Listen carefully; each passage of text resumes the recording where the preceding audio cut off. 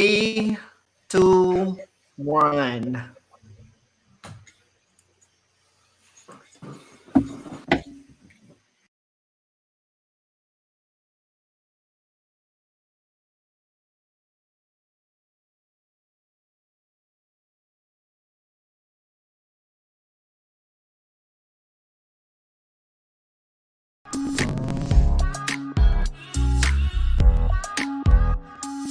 Watching videos before I come to class helps prepare my brain. You can be at home and there's no distractions. If you don't really understand it, you can always rewatch it.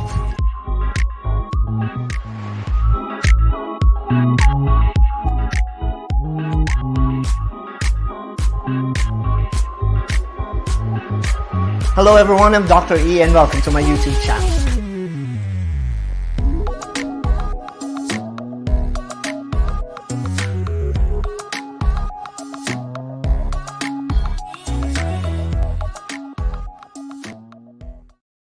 Magandang araw po sa inyong lahat. Magandang umaga, magandang tanghali, magandang gabi sa mga nanonood sa atin across the globe. And today po, it's going to be a little bit special dahil yung ating pong second Facebook Live na gagawin po natin ngayon. It'll be a webinar. Nakasama ko po dito yung dalawa sa ating mga well-experienced educator when it comes to science and leadership. At i-introduce ko sila sa inyo maya-maya lamang.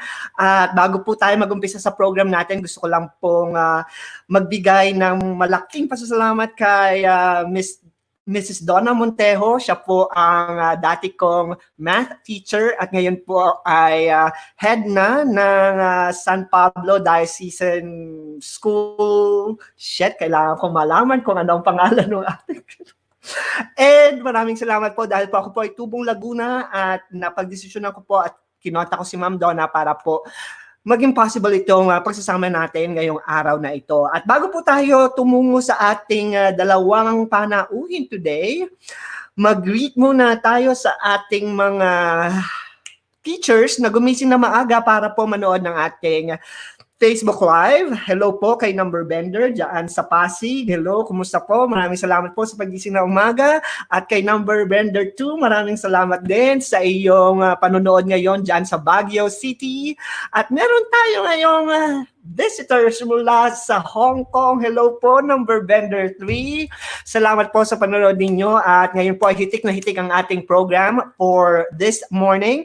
At hindi na po natin patatagalin. I-introduce ko na po sa inyo yung aking pong dalawang guests for today sa ating second Number Bender Live sa Facebook at saka sa YouTube. Hello, Lore. Hindi pala Lore. Hello, Mr. Ramos and Miss White. Good morning. Sila po ang ating mga guests for today.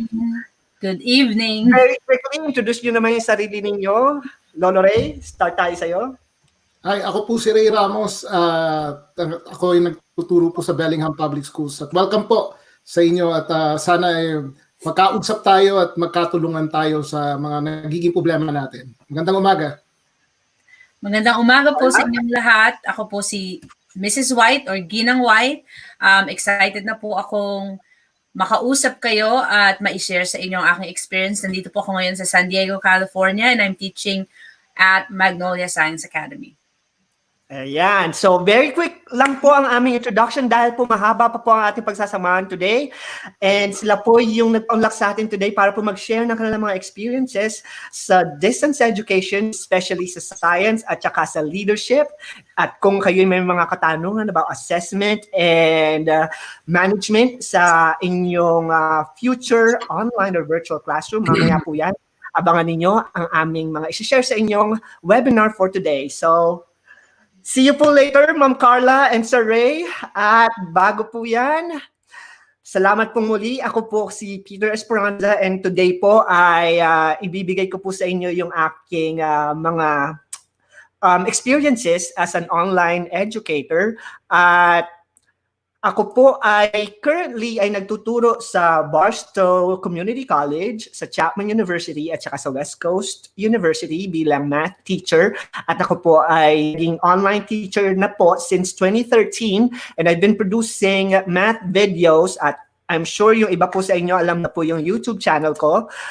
I-share ko yung flip classroom model. I-share ko kung bakit ako nag-flip ng classroom. Ikukwento ko kung ano yung ginawa ko noon at bakit ako nagbigay ng flip classroom model. I-share ko rin sa kanila yung mga math subjects na itinuro ko at ginawan ko ng math videos. Umpisa ko sa statistics and sinabi ko bakit hindi ko gawin sa calculus and algebra.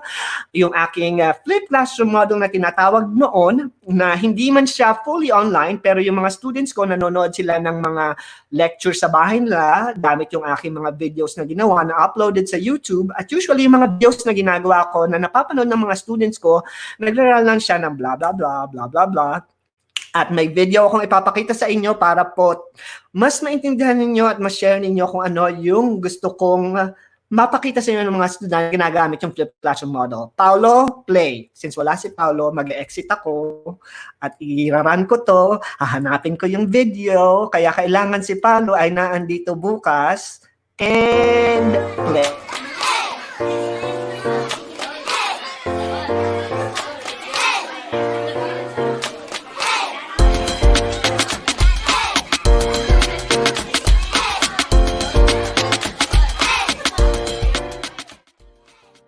Tayo ko math at hindi yun nag-English. Paano ko ito maintindihan?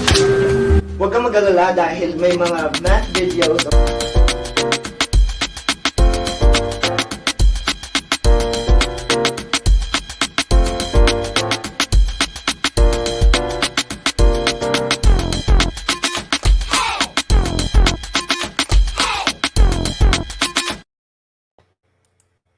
Ayan. At yan po yung mga students ko sa Barso High School kung saan sila po yung unang nakakuha or nakapanood ng mga math videos ko noong 2013. At hanggang ngayon nga po, gumagawa po ako ng videos. Hindi ko kwento po ito pong dalawang taong ito na kaklase ko rin po nung ako ay nag-aaral pa sa college. At sila po yung mga taong nag-encourage sa akin na gumawa ng research just to make sure daw na yung pong binibigay ko, blah, blah, blah, bakit ako nag-research, ito yung research ko, yan, lumabas na yung research ko, kwento yung research ko at kung ano-ano mga bansa ang napahan ko dahil sa research na ginawa ko doon sa paggawa ng mga math videos na pinapanood ng mga students ko at ngayon pinapanood ng mga students dyan sa Philippines. At meron din ako to share yung aking skills. Meron akong mga videos na ginawa na nandyan sa YouTube, Method 1, 2, and 3 na ibibigay ko sa inyo siguro sa susunod na webinar na gagawin natin. Ipapakita ko kung paano ko ginawa Method 1, 2, 3 at ito naman yung iba sa mga gumagawang content ng mga teachers ngayon sa Philippines na gusto kong ipakita sa inyo na ipe-play ni Pao. Play, since hindi si Pao, wala dito si Pao, kailangan ko namang lumabas, kailangan ko na namang hanapin yung videos. And this time, I would like to take this opportunity to acknowledge some of the edutubers or edu-creators or educators na nag-upload ng mga video lessons nila sa Philippines. Team Laika, siya po yung gumagawa ng mga tutorial videos sa civil service examinations at isa siya sa mga popular na YouTuber sa Philippines na sobrang bait at nag-i-encourage sa akin to become a better edutuber through her experience sa kanyang YouTube channel. Ginang White, kung kailangan nyo ng mga science video, si Ginang White ay kaklase ko ng college at in-encourage ko siya na gumawa ng kanyang mga science video dahil alam ko na magaling siya as a science teacher. Sayang naman kung hindi mapapakinabangan ng mga students sa Philippines yung talent niya kung hindi siya gagawa ng mga science video. Andyan din si Math with Mrs. O. Nakausap ko na siya sa phone a few months ago nung nasa Pilipinas ako at sobrang bait ni Mrs. O. Idol din si Mrs. O dahil si Mrs. O po ay dating teacher and also educator sa Philippine Science High School. So, kung meron akong teacher na gustong maging teacher, nung nag-aaral pa ako, I guess si Mrs. O yun. Kung gusto niyo makapasa sa PSI or UPCAT or mga entrance test na pinapangarap niyong pasahan. At andyan din syempre sa Miss Leonaline Tayone or Tayone. Gumagawa rin siya ng mga math videos at natutuwa ako sa kanya dahil sobrang cool na mga lessons na ginagawa niya. Sobrang straightforward at sobrang parang friend mo lang siya na nag-explain sa inyo kung paano sagutan yung mga multiple choices na test sa LET, sa board exam, sa civil service exam. So check out her video. Andyan din si NG Nerd Math. So, lagi ko siyang kasama kapag meron akong workshop sa Philippines. Check his channel. Gumagawa rin siya ng mga tutorial videos para sa mga gustong pumasa sa mga engineering courses nila or board exams sa engineering. At yan po yung mga ilan sa mga teachers na nakilala ko sa paggawa ko ng mga math videos. Ngayon, nagpo-produce ng mga blah blah blah. Ito yung mga inspirasyon ng mga tao na gumagawa, nagko-comment. Explain ko lang sa kanila kung bakit ako gumagawa ng videos up until now. At kung hindi po kayo pinalad na medyo nahihiya kayo in front of the camera, meron naman po akong i-offer pa rin sa inyo dahil meron pa akong mga math lessons na pwede nyo panoorin. Dito po sa DepEd Commons, meron po akong or binigyan po ako ng opportunity na i-share ang aking mga lessons. So, pumunta lang po kayo sa DepEd website, i-type nyo lang po fill out nyo lang po yung forms na nandun. Very simple, hindi nyo kailangan ng mga password na mahahaba. Kailangan lang nilang makita yung information. And once makapasok na po kayo dito sa DepEd Commons, lalabas na po doon yung mga list ng kanilang mga materials and resources na pwede nyo gamitin online. At isa nga po dyan ay yung aking mga lessons, videos, and mga math curriculum na ginawa noong pong ako ay nag-organize ng aking mga math videos. So, yan po yung ilan sa mga videos na makukuha nyo. Number Bender under Spotlight. So, andun po yung mga lessons ko from grade 7 up until grade 12. So, kung hindi po kayo or nahirap pa sa paggawa ng mga math lessons, punta lang po kayo dito para makita nyo yung mga videos na pwede nyo i-access through DepEd Commons. Just goes to show na yung mga lessons ay curriculum-based na magagamit ninyo kahit po nasa Pilipinas kayo. So, kahit ang mga lessons ko ay ginawa ko para sa mga students ko dito sa Amerika, since math is a universal language, hindi na kinakailangan ng maraming translation dahil parehas-parehas lang po yan. At nandito din sa numberbender.com yung aking pong list of mga videos na naka-organize per grade level. So makikita nyo po dyan yung aking mga lessons in Filipino and also in English. So punta lang kayo sa subjects, hanapin nyo yung grade level nyo, grade 7 until senior high school ng basic calculus, pre-calculus at statistics and probability. At andyan din po, nakuha ko na po yung aking mga curriculum-based na lessons at lahat na naka-organize na according sa DepEd curriculum. So hindi na kayo masyado problema, ginawa ko na sa inyo ang lahat. Ang gagawin nyo na lang at iisipin nyo is kung paano nyo gagawin or gumawa ng mga modules para sa mga students nyo para mas maganda yung flow ng inyong online classroom. At siguro, sa susunod, magbibigay ako ng webinar kung paano ko naman ginagawa yung aking weekly tasks na binibigay sa mga online students ko para magkaroon kayo ng idea kung paano nyo isasagawa yung mga virtual classroom sa sarili ninyo. Mahaba itong video na ito, so kailangan ko itong i-pass forward. No? At yan, I create video to teach, not to entertain. So always remember, bakit kayo gumagawa ng mga videos? Hindi po kayo gumagawa ng videos para maghakot ng subscribers. You are creating videos dahil gusto nating makatulong sa mga students natin, lalo na ngayong panahon ng COVID-19.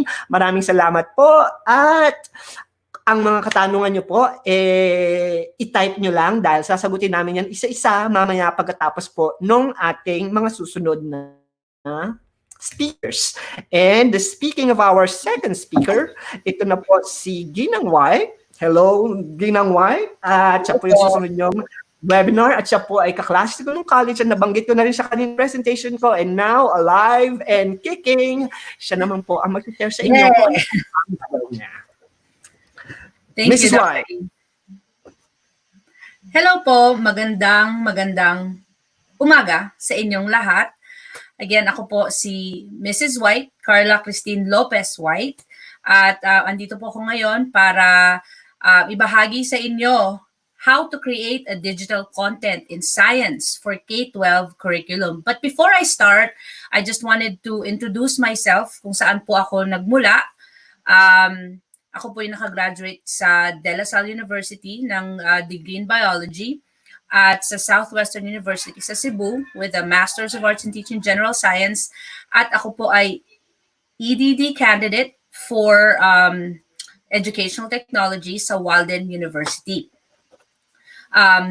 Currently, ako po yung nagtatrabaho sa Magnolia Science Academy, and I was an online teacher sa San Diego Virtual Schools, and as well as 10 years, almost 10 years of teaching in Barso Unified, kung nasaan po nagturo din si Dr. E.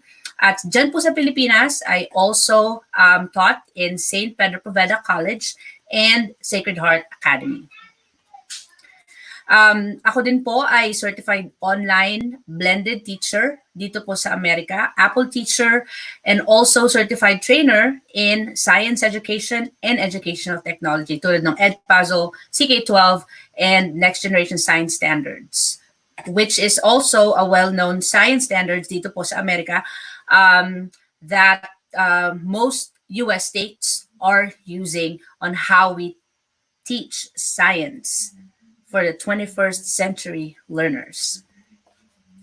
Now, aking pong journey as a science content creator started nung nagsimula si Dr. E na mag-flip classroom. So I was one of his supporters, and at the same time, I tried to also replicate what he's doing during the time that he started flipped classroom. And I made science videos for my students, although it's just private. I did make some science videos, and I saw the benefit of the flipped classroom, which is why I felt like this is something that I have to do for the next year that we continued using flipped classroom. Unfortunately, lumipat po ako sa San Diego noong 2014, and nag-aral po ako ng aking doctorate studies. So napatigil po yung aking paggawa ng lesson video because life happens, kids, new job, and I only did lesson recording as a hobby. But come 2018, and I remember this very well, si Dr. Ipo ay bumisita sa bahay ko dito sa San Diego. And again, he kind of encouraged me and motivated me para gumawa ng science video lessons. Hence, the start of my Ginang White Science Online YouTube channel as a tribute to students in the Philippines. Now, syempre, merong mga challenges akong naranasan when I started creating content for science. Unang-una, time. So, I'm working full-time, I'm also studying, and I have to find time in order for me to create the content.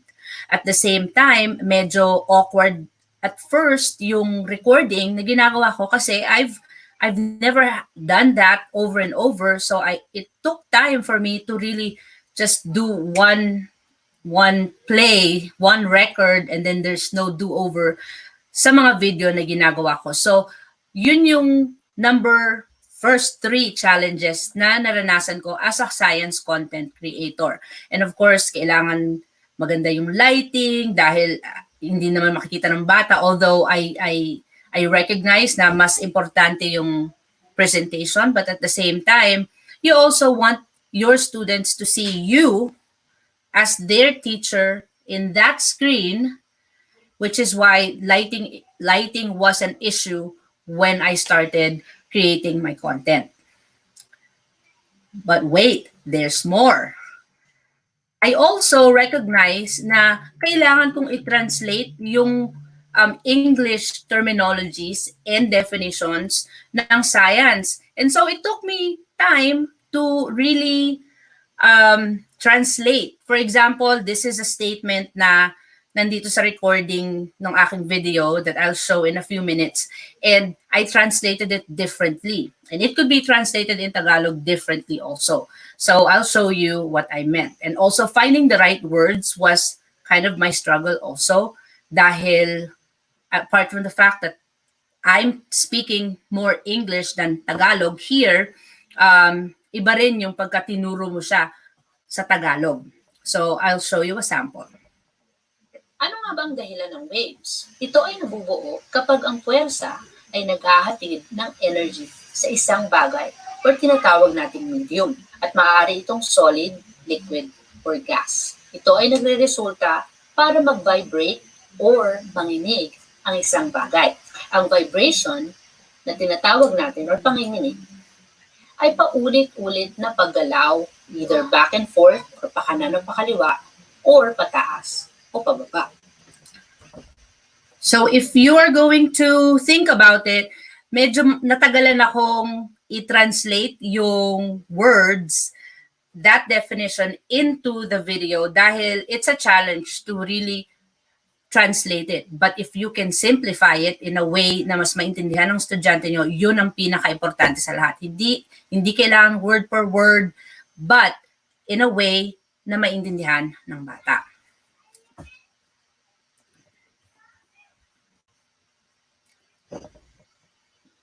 Now, whenever I start creating my lesson content, these are the things that I always keep in mind.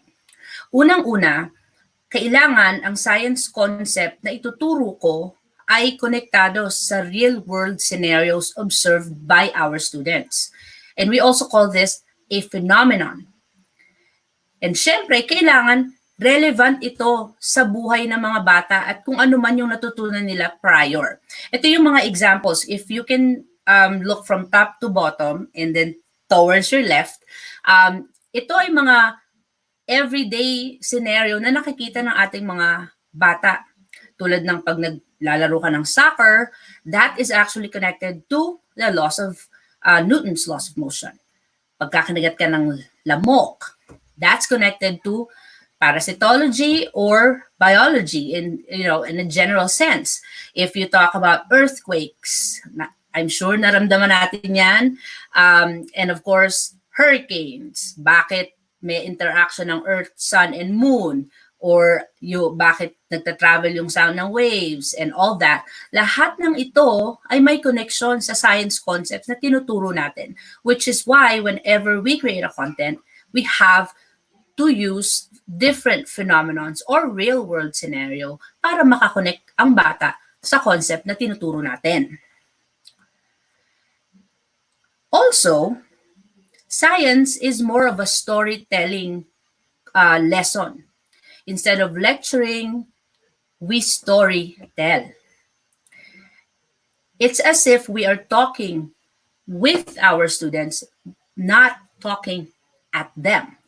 And also, I would recommend that you pause, ask questions in your video lesson. So here is, I think this is my first video that I made way back in 2018. So I'll show you a sample of it. Hello, ako po si Mrs. White at ang ituturo ko po sa inyo ngayon ay ang cell division. Bago tayo magsimula, nandito yung mga vocabulary words na kailangan niyong malaman na tuturo ko sa inyo ngayon while we are going through the lesson. So, malalaman natin kung ano ibig sabihin ng cell division, phase, Naririnig ka ba kasi nakikita ka. So, paano gumagaling ang sugat.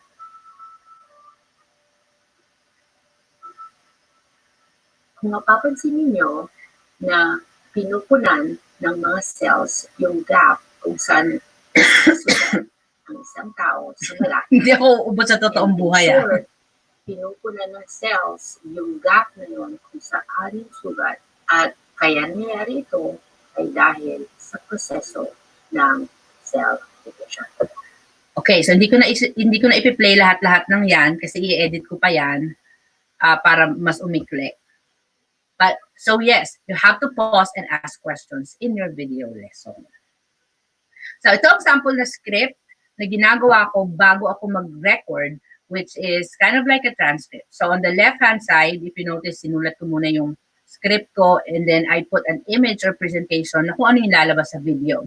So I'll just show you a quick snippet nung transcript translated into a video. Hello, ako po si Tinang White. Ang tuturo ko sa inyo ngayon ay ang homeostasis. Nilagnat ka na ba? Yung tipong nanginginig, pinagpapawisan, nilalamig, at talagang lupay-pay at pagsak ng katawan mo. I know I did. Okay, so yan ang example kung paano ko translate yung script into the video. And of course, it actually makes it faster kung isusulat nyo quickly yung script and then you start writing them down. But of course, if you want more workshop on that, sa susunod na yon. Okay?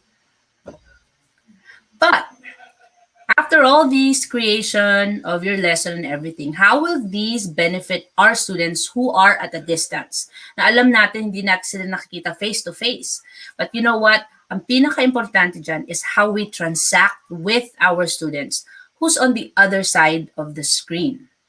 Which is why I encourage all of you educators na kausapin yung video, kung magre-record kayo ng lesson nyo and you want your kids to really connect with you, you have to come from a place na, itong batang ito makakakonect sa akin dahil alam nila yung kung sino ako as a teacher. Don't pretend to be someone else when your students knows you the best. So which is why your transaction between your students on the other side of your screen is the most important thing. Also, digital content must be captivating primarily with real-world phenomena. Secondarily, it makes students think with a sprinkle of entertainment, which is why it feels very good to receive comments from students that I don't even know when they say that they've learned something from the content, because we have to recognize also na kahit na yung content na ginagawa natin is something serious, it should also be something that they could relate to, they could feel better about themselves because they understood what you are trying to say. Also, you also want your students to feel challenged, but they need assurance that you are willing and ready to show them the way. Not the old way, not ang dating daan, but the way. So I challenge you educators to be ready and assure your students that you are there every step of the way because you are their person and you have to bring the awesome. And which is why don't just teach a lesson, create an experience. Now, this is my YouTube channel. It's Ginang White Science Online. I encourage you to subscribe in my channel to check out all my science videos. And I'm still learning, I'm still growing, and I'm still recording for all the Filipino students back home. Thank you. And thank you also to our sponsors, Hands on Tech in San Diego, California, who's going to provide all of you guys. No, hindi ko sasabihin yon kasi hindi naman lahat mabibigyan ng certificate ng Hands on Technology. Okay, fine. And let's keep in touch. Ginang White Science Online on YouTube, Mrs. White Online, Mrs. White Science, and Mrs. White Science Online page. Out. Thank you so much, Mrs. White. At yan po, si Tina White, ang aking pong kaklase ng college. At kung kailangan nyo ng mga content sa science, syempre mag-subscribe na po kayo sa channel niya. At andun yung mga contents na ginagawa niya para kung busy kayo at kailangan nyo mag-focus dun sa mga modules nyo, gamitin nyo na lang yung mga videos na nagawa nyo na para sa inyo. So thank you, Mrs. White. Yung mga questions nyo po, mamaya po natin sasagutin yan pagkatapos po ng ating third presenter na alam ko inaantay nyo na rin dahil siya naman ang bibigay sa atin ng webinar pagdating sa leadership. So thank you, Mrs. White. See you later. And si Mr. Ramos, siya po ay ngayon ay currently nasa Washington po siya ngayon. Doon po siya nagtuturo ng mathematics and at the same time, ano ka nga ba? Teaching on assignment ka rin? Program specialist na lang. Program specialist. And ayun po, ay program specialist po siya sa Washington at mga secondary level din po yung mga tinuturuan niya. Tulad po nung tinuturuan namin ni Carla noon sa Barstow High School. And without further ado, ito na po si Mr. Ramos para sa inyo. Take it away, Lolo Ray. Okay, so magandang umaga po. At papasalamat ako na nagkasama tayo today. So yung parte ko po, tinitingnan natin yung aspeto ng leadership. Kasi syempre sa panibagong sitwasyon natin, yung mga piniisip natin kakaiba na. Kailangan meron na tayong change mindset na tinatawag. Kaya siguro tinawag namin itong webinar namin sa inyo na business unusual. So ano pa talaga ibig sabihin nun? Pero introduce ko muna yung sarili ko. Matagal po ako naging guro, 20 years na rin. Nagsimula po ako sa Assumption College, naging department chair din po ako doon. Then nagturo po ako sa Amerika kasama si Peter at sa Carla sa Barstow Unified. Pero ang education ko po talaga ay nanggaling sa De La Salle University. Meron po akong Bachelor of Science sa Mathematics, tsaka Bachelor of Secondary Education. Meron din po akong Master of Science sa University of Scranton. Pero yung professional credentials ko talaga, talagang 4 po. Kaya yung alam natin, yung Licensure Exam for Teachers, yung PRC, sa State of California, kasama si Peter at si Carla, na si Ginang White, na credential din po ako doon. Ngayon po ay nasa State of Washington ako nagtuturo. Although nakatira po ako sa British Columbia, Canada, na kung saan ay lisensyado din po akong teacher. So sa mga lugar na to ay pwede akong magturo. Kasi nadaanan ko yung mga prerequisites, yung mga pangangailangan na hiningi nila sa akin. So masasabi ko po na sa 20 years na naging teacher ako, at ngayon ay program specialist, talagang nagkaroon ako ng maraming leadership at maraming pag-iisip or system-wide thinking na masasabi nga natin.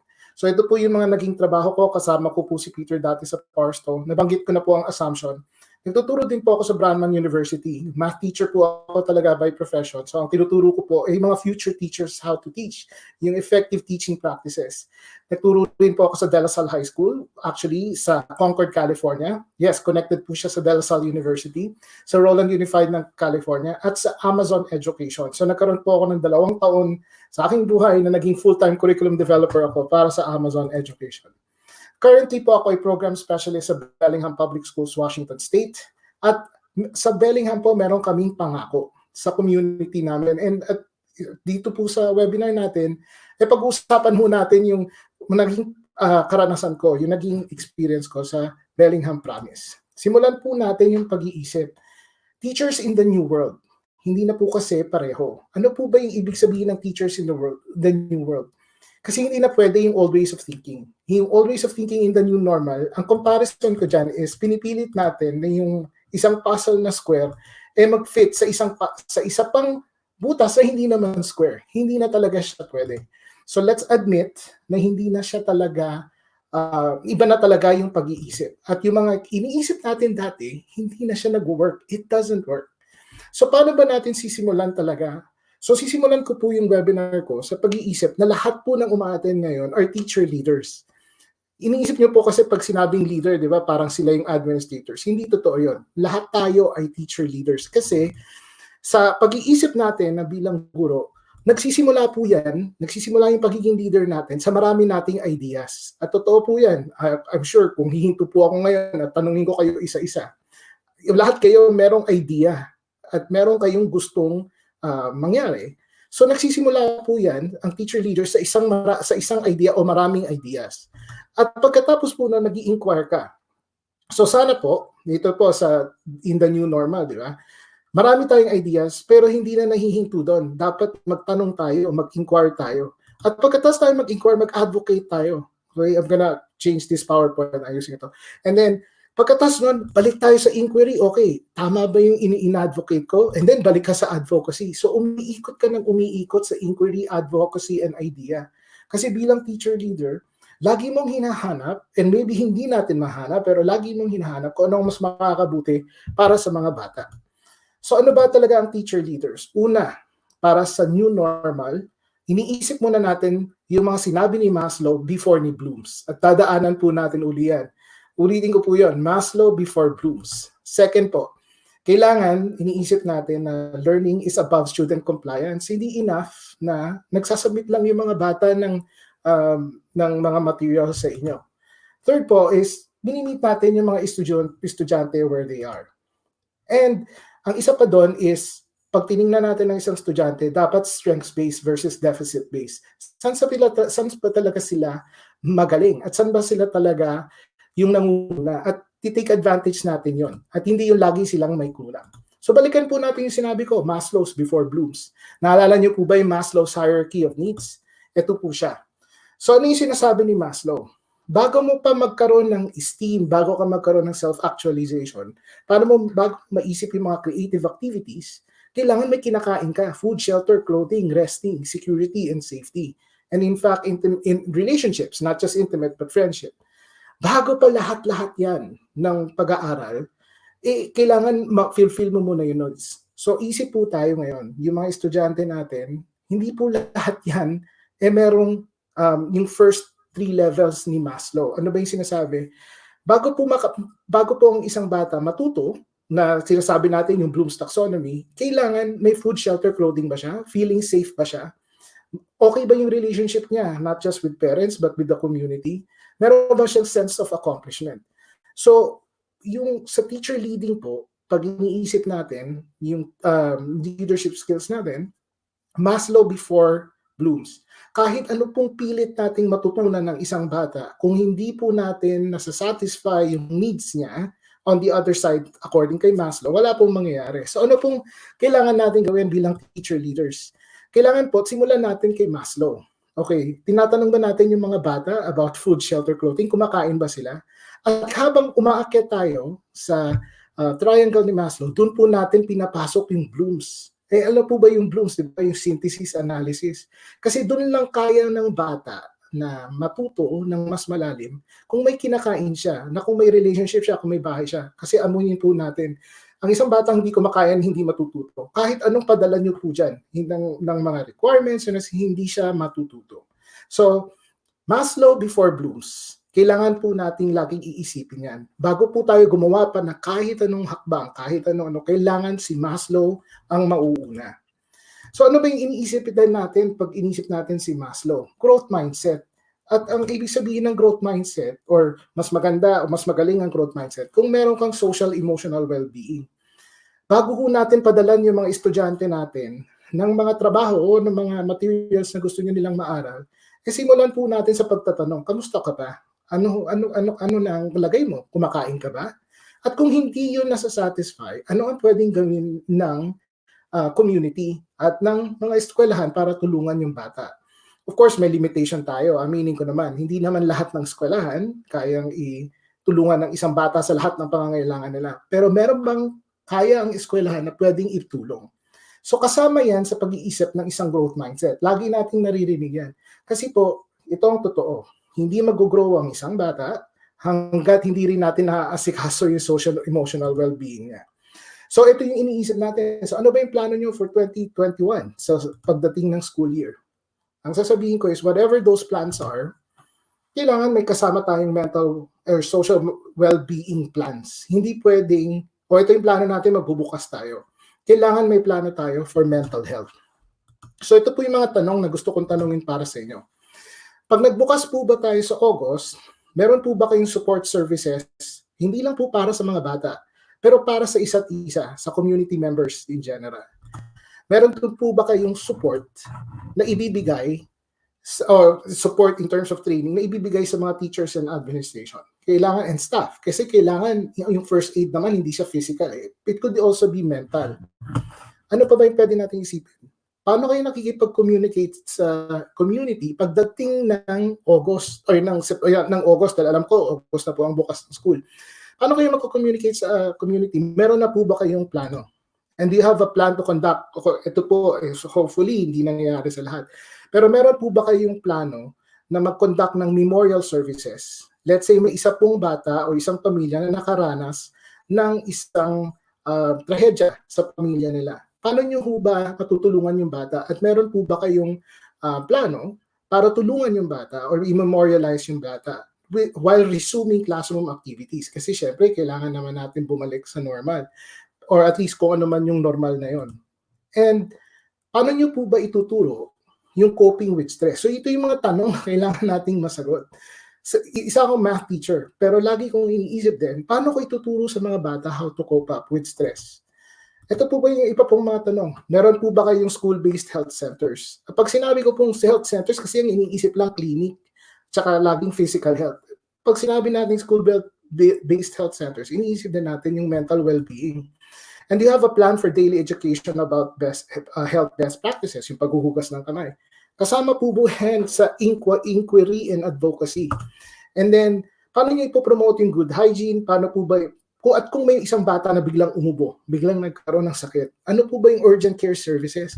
And para sa lahat ng nakikinig dito, membro po ba kayo ng crisis team? At meron po ba kayong crisis team? Actually, bago pa yon. Ano yung sabihin ng crisis team? Yung isang team na laging nag-iisip paano nyo mahahandle o mamamanage ang isang crisis. Kasi pwede kong mangyari na isang bata nagkasakit o yung buong school na yun naapektuhan. Meron po ba kayo noon o meron kayo? At kung wala kayo, paano kayo pwedeng magbuo noon kasama yung mga administrators nyo? Isa pong iniisip ngayon is, since nagkaroon po tayo ng gap, okay, meron po ba tayong ipoprovide na Saturday school? At kung gagawin nyo yan, paano mangyayari yun? Ano itsura nun? So yung mga planong ganito. Ngayon, kaya ako tinanong yung mga questions na yun kasi iniisip natin is growth mindset. Pero iniisip din natin, walang growth mindset kung walang change mindset. Ito ho kasi yung lang nangyayari. Yung paano tayo magsalita, kailangan hong magbago para maging teacher leaders tayo of the new normal. So ano po ba yung sinasabing change mindset? Simulan po natin sa different self-talk. Ano po ba yung self-talk? Yung paano tayo magsalita even sa sarili natin sa ibang tao. So bibigyan ko po kayo ng halimbawa. Ito po yung old talk, no? How will I give them a summative test? Most of them will probably cheat. Lagi ko pong naririnig yan. This is not the first time. Ito po ay old self-talk. And ito po ay sitwasyon na talo na kagad yung bata. Sa umpisa pa lang, talo na eh. Kasi inassume na kagad na mag-cheat sila. Hindi ko sinasabi hindi mangyayari yun. Ang sinasabi ko, talo kagad. Hindi man lang binigyan ng benefit of the doubt. Kailangan kasi, pag pinag-usapan natin yung mga bata, in the old way, usually kasi naririnig ko, in the old way, pag pinag-usapan natin yung mga bata, laging deficit, laging kulang, laging ito yung mali nila. Sa old world, bago yung pandemic, in the old world, mali po yun eh. Lalo na sa new world. So paano po yung change mindset na sinasabi natin? Ito po, baguhin natin yung self-talk. Instead na sabihin natin na, mag-cheat lang naman sila. Ang sasabihin ko sa sarili ko, ito yung change mindset, yung new self-talk. I will give them performance tasks that they will enjoy. So, kailangan pag nagplano ako ng mga assessments, is that something that they have enjoyed. And yes, they may ask help from others. Hindi nyo naman mapipigilan yan. But I'm going to make sure they learn a critical focus. Meaning, meron kang isang punto doon. Tapos, pwede nyo rin isipin, i-communicate nyo yung performance task. Pero paano nyo i-communicate sa susunod na teacher yan? Okay? Yun. And then, isa pa, I will expose and re-expose the students to critical areas of focus. Area of focus pala. Bakit isang beses lang? Dapat multiple times niyang makikita yon. At hindi lang mag-i-end sa inyo yun. Mag-i-end din po yun sa susunod na teacher at sa kung anong activity nila. Tsaka isa po, sinasabi natin, mag-cheat sila.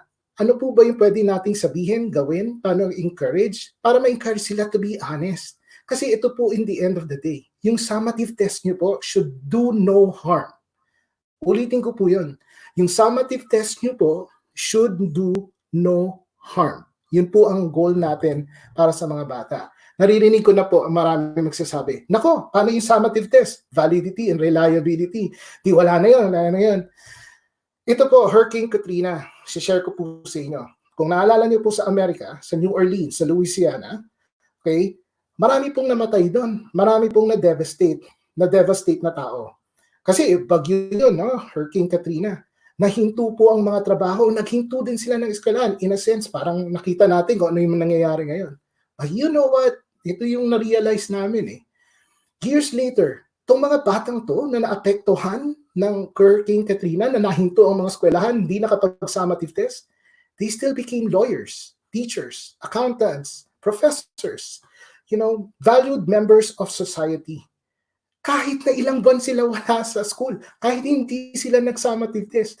So yung pag-iisip na gano'n na, kailangan nila mag-summative test, kailangan yung validity, reliability, kung tutuusin po in the long run, hindi naman yun ang mahalaga. Ang mahalaga, paano natin sila natutunan so that in the end, naging valuable members sila ng society. Tulad po ng Hurricane Katrina, ganun po ang nangyari sa kanila. But look, they still became the very best versions of themselves. So, pag iniisip po natin yung mga bata, kailangan isipin natin that the growth of these children does not stop just because school wasn't normal. At hindi natin pwedeng ipilit yung normal. Ang pwede nating ipilit is yung matutunan nila. The growth of your students, our students, will not stop just because your summative test will look different today. Yun nga po yung sinasabi ko sa Hurricane Katrina. Marami na pong namatay, nahinto din sila sa eskwelahan. Pero look, they still became valuable members of society. Hindi po humihinto ang pagtuto ng mga bata just because iba ang itsura ng summative tests ninyo. So ano po ba yung change mindset pag iniisip natin? Yung teachers in the new normal do no harm to students. Kailangan kung ano man yung planuhin natin, dapat hindi yun apekto sa feelings nila, sa emotion. Kasi aminin na ho natin right now, may trauma na yung mga bata, dadagdagan pa ba natin? Just because meron tayong mindset na ang summative test natin kailangan ganito. So, sa change mindset po, kailangan yung old talk, mawala na yon. Kasi yun yung pinipilit ko eh. Lagi ko naririnig, students who are special ed or students who are ELL. As if pag sinabi mong students who are special ed, as if parang meron na silang disability kagad. Or students who are ELL. Sa Bellingham Public Schools po, never nyong maririnig kaming mga teachers and specialists ng Bellingham Public Schools na sasabihin students who are special ed. Ang maririnig nyo sa amin, kasi change namin yung language namin, all our students are exceptional. Our exceptional student, instead na sabihin namin student who is special ed, ang sasabihin namin are exceptional students receiving special education services or are exceptional students receiving English language services. Never namin sinabi na OSPED student or ELL student. Wala ho kayong maririnig na ganyan sa Bellingham Public Schools. Ang maririnig nyo sa amin are exceptional student. Why? Because lahat ng estudyante natin, kahit ano pong problema nila, kahit anong deficit nila, meron silang exceptionality. At bilang guro, job natin na ilabas yon. Hindi yung pagbibigay ng summative test, yung pagbibigay ng mga ganon, secondary yun eh. Ang primary natin is to bring out the best in all students. Kaya nga they're exceptional. Kasi kailangan binilalabas natin yung value nila through our subjects. So ano po ba yung old talk din? Students na ito sa technology, at si Ginang White at si Dr. Esperanza, they touch this too. Yung students do not have access, we cannot do it. But inisip kagad, we cannot do it. Students will not do it anyway. Old talk po yun. Hindi na po yan nag-a-apply sa new normal. Ang new talk is, unang yung tanong, bago pa yung access, is tanongin nyo, okay ba yung bata? Physically, mentally, may problema ba sa bahay? Ano yung pwede natin gawin? At kapag na-ascertain nyo yun, doon nyo na lang tanongin, how can I, the school and the community members, remove the barrier to access? Kasi kailangan question rather than statement kagad na hindi naman nila gagawin. Magtanong po tayo, kaya di ba naalala nyo, sinimulan ko sa inquiry. Magsimula po tayo sa idea and inquiry. Bago po tayo suddenly biglang, hindi yan kaya, hindi nila gagawin. Sa isa pong tanong lagi kong tinanong, can I use, bilang tiguro, can I use a community resource to reach a student? Okay, walang access yung bata, but is there a community member that can help me? Yun din kailangan din natin isipin, ano ba yung interest ng bata so that pwede natin siyang i-take advantage. So ano po ba yung sinasabi ko dito? Iibahin natin yung pagsasalita natin, yung old way ng pagsasalita na, hindi nila gagawin. So sasabihin natin, okay, ano ba pwede kong magawa para gawin nila? Para ma-remove natin yung barrier to access. So engagement po, alam ko maraming problema yan. Sa students who feel connected to other learners are more engaged. Ito po kasi yung totoo. And when we say learners, hindi lang learners na classmates. Yung parents nila can be considered learners. You, as the teacher, can be considered a learner. So, marami po tayong strategies dyan na pwedeng gawin. Pero ang titingnan nyo po dyan is teacher engagement. Kayo po, paano nyo ini-engage yung mga bata? Okay, and how are you going to increase that? The second thing na iisipin nyo is parent engagement, lalo na sa PK-12. Paano nyo mai-encourage yung parents na mag-engage furthermore? Marami po tayong strategies yan. Siguro sa ibang araw na lang. Pero ang pwede ko pong sabihin is, stay connected with the parents as much as you can. Phone calls, texts, friendly emails. Kasi pag connected po kayo sa mga parents, yung parents connected din sa inyo, more than likely connected sila sa mga bata at sila ang tutulong sa inyo para yung bata maging very engaged sa online activities nila. Tapos provide a schedule po for the parents. Offer tech support sa mga parents. Kasi minsan may mga parents tayo na hindi naman talaga kaya na sila din nahihirapan. And then ito po, you wanna increase parent engagement? Doon po sa mga magagaling sa technology, mag-offer kayo ng tech help at i-survey nyo yung mga parents. Ano ba yung kailangan nila so that naging partners sila ng online engagement ng mga bata. Naku, marami pa po tayong pwedeng pag-usapan dyan. Pero isa pa po dyan is peer engagement. Kasi pwede din yun Kasi kailangan nga, di ba, kailangan engage yung mga learners. So, pwede din yung ang gawin is paano nyo ba yung mapapalawak pa yung pag-uusap ng dalawang bata? Kasi mayroon po kami sa Bellingham Public Schools. May dalawang bata, lagi sila nagtutulungan dahil magkaibigan sila. So, paano nyo sila matitake advantage? So, ito pong tatlong aspeto na to, ang makakatulong sa inyo kung paano nyo mai-engage yung mga bata. And yes, may technology problems. And yes, siguro nga meron pang access problems. Pero paano nyo mapupull yung community resources nyo para ma-reach nyo yung bata? Okay, so sa amin po, hindi rin kahit na po nasa Washington State ako, may mga bata na hindi kaya yung internet or walang computers. So pinapadala namin sila ng mga learning menus. Ito po yung mga learning menus na kami mismo gumawa. So nakikita niyo dyan, okay, literacy, be the teacher, do this activity. Ito po piniprint namin, pinapadala namin sa mga bata. Isa pa po, that's for literacy. Sa math po, ito yung ginagawa namin. And if you notice, lahat ng ginagawa namin sa math, hindi po equations and yung puro very dry, very theoretical. In the new normal, kailangan magamit ng mga bata, lalo na po sa elementary and even sa secondary, kailangan magamit ng mga bata yung mga materials nila na nandun sa bahay. Ano ba yung meron sila sa bahay na pwedeng gawing math? Ang isa na realize namin mga cards. Pwede nilang gawin yun. Tapos isa pa po is yung which one doesn't belong. Naku, marami po tayong activities dyan na encourage na tingnan nyo. Yung which one doesn't belong, low floor, high ceiling po yan. Kasi ano po ba yung low floor? Low floor kasi kahit sinong bata pwedeng magsimula. High ceiling kasi pag natapos nyo yung activity, ang dami niyang natutunan. I really encourage you po. Tingnan nyo po yung which one doesn't belong. Talaga pong effective siya. Low floor, high ceiling siya. So pag inisip po natin system change at inisip natin yung teacher leadership in the new normal, ang iniisip natin is just the system. Hindi lang isang teacher. Kailangan lahat tayo magkakasama. At pag sinabi natin yun, kailangan may tight alignment across the board. Iisang paniniwala natin, common beliefs. Iisang practices natin.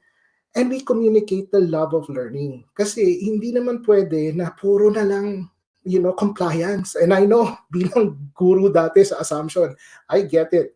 Meron tayo talagang, we Filipino teachers, talagang gusto natin compliant yung mga bata. Pero learning is beyond that. Sabi nga ni Oprah, it's not about just the content, but it's asking the students, what will your essential service be in the future?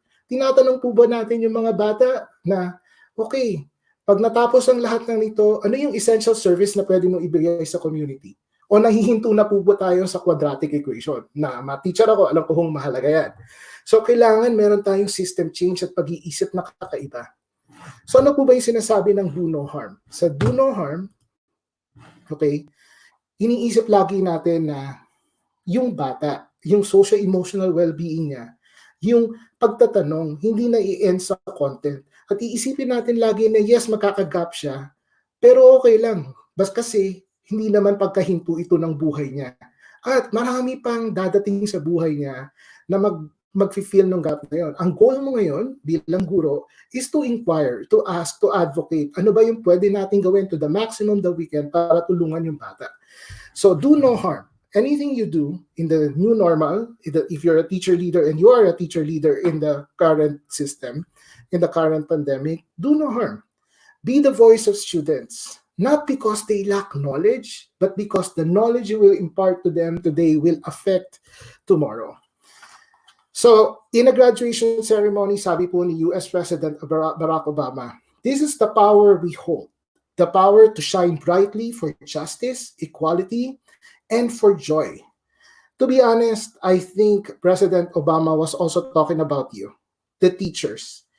And I believe that you have the power to make a difference. You have the power of voice. Use that voice to help everyone.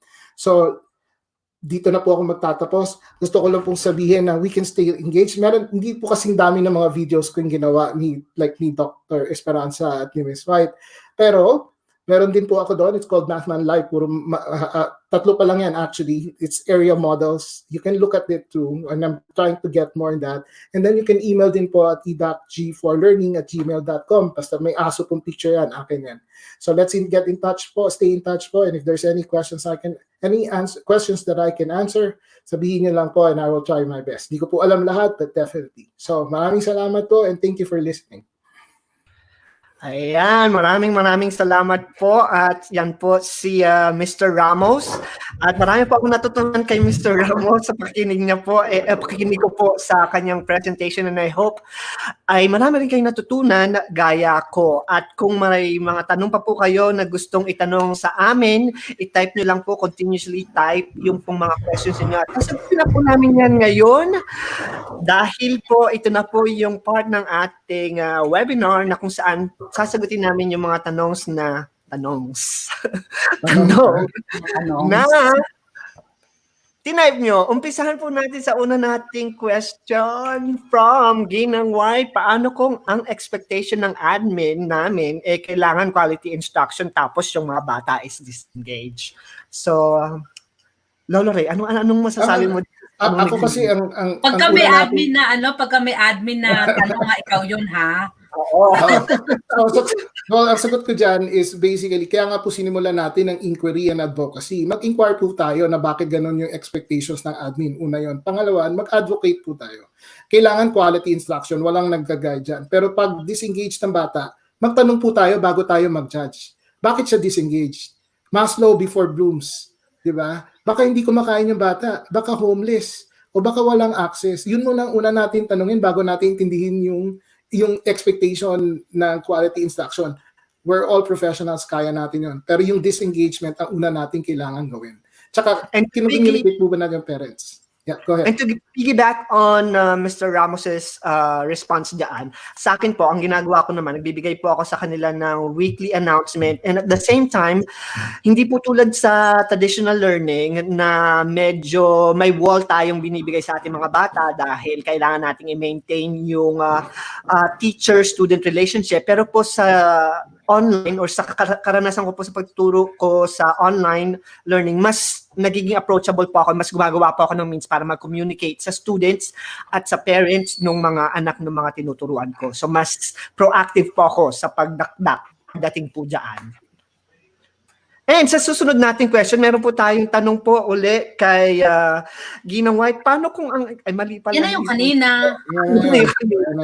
Meron po tayo susunod na question dito kay number bender po. Paano daw po kung walang internet ang bata? Paano po namin sila matuturuan? O Ginang White, ano po masasabi mo dito sa tanong nito? First and foremost, it's very... it brought me back to my first year in teaching online na in-enroll yung bata dun sa school namin, online school, tapos wala pala silang internet. So, paano namin sila matuturuan? So, what I experienced with that, because here in the United States, sa mga public school, the school can provide internet, like low-cost internet. So, dito yon. So, while we were waiting for that, I was actually on the phone every single day with the students. But of course, it's very unrealistic. I'm just speaking for my own experience. But that simple phone call, kahit na hindi ka nagturo ng science, ng math, at kausap mo lang yung bata over the phone, it actually meant a lot to the student. Kasi dahil nga hindi sila maka-login, hindi sila natutunan ng content, what they learned is to keep in touch with their teacher. So, marami akong natutunan tungkol sa bata, meron siyang pet, meron siyang game na nilalaro sa bahay while there's no internet and everything, which is why we have to find means. And if it means na tawagan mo yung bata 5 minutes a day, I will do that. And that is in our nature na to care for our students. So, yan po yung aking experience, especially kung yung bata walang internet. I think a simple phone call would be a good way for us to reach out to them. Yun. So, salamat, Ginang White. Ginang White. Sana po nasagot namin yung mga tanong ninyo. So, be creative lang po. Pagdating po ngayong new normal, talaga pong ang creativity natin bilang guro ay matetest. At yun lang po talaga ang paraan para po masagot natin tong mga possible na pwede natin kaharapin pagdating po August. So, meron po tayong pangatlong tanong kay Ginang White uli. Masyado po siyang aligaga ngayon dahil ang dami ng tanong. May mga resources po ba kayo na pwede namin magamit? So, nabigay ko na po yung mga resources ko sa presentation ko, so pwede magamit yon. So, Lorraine, meron Lolo Ray, ano ba yun? Lolo Ray. Ako ba kumain mo, Lolo Ray, ko ba? Lolo Ray, no? At least, kapag okay na yun. Mr. Ramos, pero Sir Ray na lang, Sir Ray. Kasi yung Mr. Ramos, nahihirapan ka eh. Sir Ray na lang. Kasi Sir at Ray. least- Sir Ray. Ay, oo nga. Sir Ray ka ng Lolo Ray. So, Sir Ray. Ay, Sir Ray, para malapit sa Lolo Ray. Para Sir malapit Ray, ko lang. Kasi oo. mahihirapan ka eh. Oo. Yun na nga. So, Sir Ray, ano bang ginagamit nyo sa Washington? Meron ba kayong pwedeng magamit dito Yeah. sa Pilipinas? Mga Actually, resources? pwede kayong pumunta, pwede nyo i-google yun, no? Math at Home. Libre yon sa Math Learning Center. Ang tawag doon ay Math at Home. I-google nyo lang ho yung marami pong home activities. Free po yun kasi open ed. Kasi pag binugol nyo yun, lalabas po lahat ng resource nila. Para gano'n. At wala naman silang sinabi na hindi nyo sila pwedeng gamitin. So, marami po kaming idea sa Bellingham Public Schools na doon kinukuha. At para sagutin doon po yung tanong kung paano yung walang access sa internet, meron po, di ba, marami po tayong church, ganito. Sa amin po kasi, marami kaming community centers. Pinipick up po ng bata yung mga packets. Parang gano'n. Kasi gano'n, tapos binabalik din po nila sa community center, kinukuha namin. So, sa inyo po, siguro sa church, sa barangay hall, pwede nyo hong iwan doon. Basta kailangan meron lang siyang certain engagement sa inyo at pwede kayong magsulatan. And then sabi nga ni Ginang White, phone call. Tsaka sabi ni Dr. Esperanza, yung consistent communication. Nabanggit ko din ho yan. Kung gusto nyo ma-increase ang engagement ng isang bata, kailangan nyo i-increase yung engagement nyo sa parent. Yes. Yes, tama po Meron yan. din Based po on akong our website. experience, Meron po akong website for resources and hopefully if you would like, you can keep in touch with me and I'll send you some more resources na pwede niyo pong magamit. ayun. So magsasagot tayo ng maraming tanong, boom, boom, boom, boom. And then maraming salamat sa inyo sa pagsama niyo po sa amin sa loob ng 2 oras, maybe 1.5 hours, hindi natin alam. At sana po yung mga susunod na namin, tumutok uli kayo dahil marami pa po kaming mga isi-share sa inyo. So ito lang po yung tip of the iceberg. Ang dami po namin sa lawak at dami ng experience namin pagdating po sa online education. Marami po kami maibigay sa inyo sa mga susunod naming presentation. At si Sir Ray at si Ma'am Marla, marami pa rin po silang baon. And antay-antayin nyo lang po at sa susunod magkakaroon po kami ng part 2, part 3, maybe part 4, basta hanggang August, magsasama-sama tayo para magtutulungan tayo para pagdating ng August, meron tayong maibibigay na education sa ating mga students. So again, maraming salamat po sa inyong lahat. Sir Ray, Ma'am Carla, mag-bye-bye na. Bye! Bye! Maraming salamat po. Stay in touch. Maraming salamat!